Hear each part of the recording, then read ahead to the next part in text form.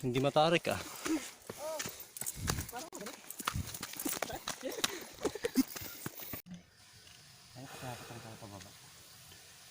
Pahinga muna tayo. So after mga 15 minutes ng paglalakad,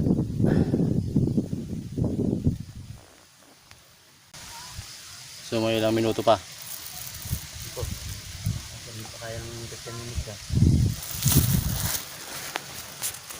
So mahaba pa. Depende sa pahinga. Naiwan yung makasama namin, baka may nagumulong na pabalik. Oh no!